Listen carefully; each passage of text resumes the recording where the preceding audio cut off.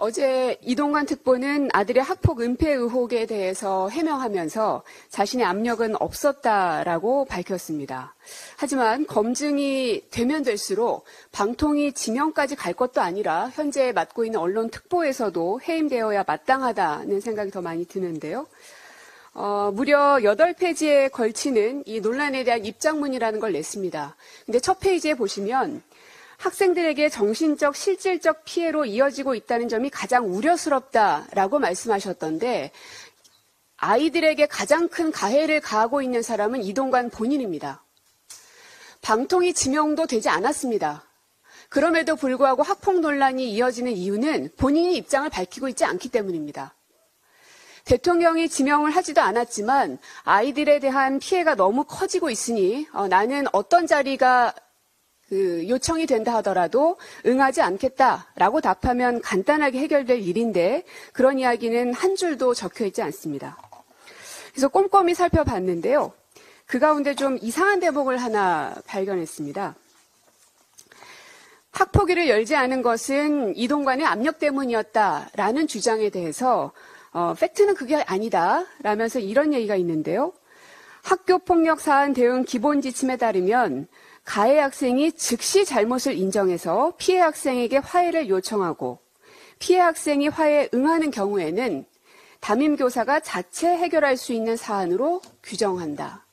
그러니까 즉 아들이 즉시 잘못을 인정해서 서로 화해가 성립됐기 때문에 담임교사가 자체 해결했다. 그러므로 학폭위를 열지 않아도 괜찮은 것이었지 내가 압력 행사한 건 아니다라는 겁니다. 그러나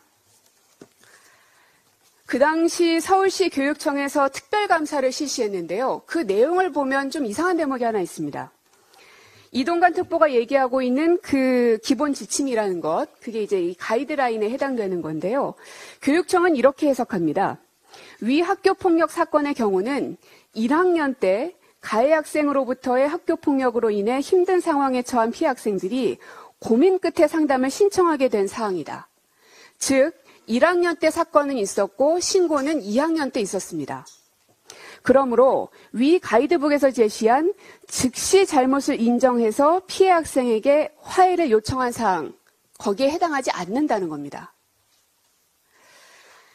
이동관 측은 즉시 인정이라는 것을 담임이 인지한 즉시로 해석하는 것 같고요. 하지만 서울시 교육청에서는 아이들은 오랜 고민 끝에 상담을 한 것이기 때문에 폭력 즉시가 해당되지 않는다라는 겁니다. 또 하나, 상위법에 해당되는 학교폭력 예방법 13조에 보면 밑에 사항에 해당되는 경우에는 학폭위를 소집하여야 한다, 강제사항으로 되어 있고요. 그 가운데 하나는 학교폭력이 발생한 사실을 신고받거나 보고받은 경우에는 소집하여야 한다라고 되어 있습니다. 그래서 이동관 특보에게 묻겠습니다. 즉시 잘못을 인정한다라는 부분에 대해서 서울시 교육청이 말하듯 학생들 간의 폭력이 있었던 즉시로 해석하시는 건지 아니면 담임이 인지한 즉시로 해석하시는 건지 일단 그 대답을 좀 듣고 싶습니다. 백지 규탄 성명에 대해서는 대통령실마저도 그렇게 묵묵부답이더니 즉각적으로 답을 하더군요. 그러니 이동관 특보도 제가 최고위에서 공식적으로 공개 질문을 하는 것이니 이에 대한 답을 주십시오.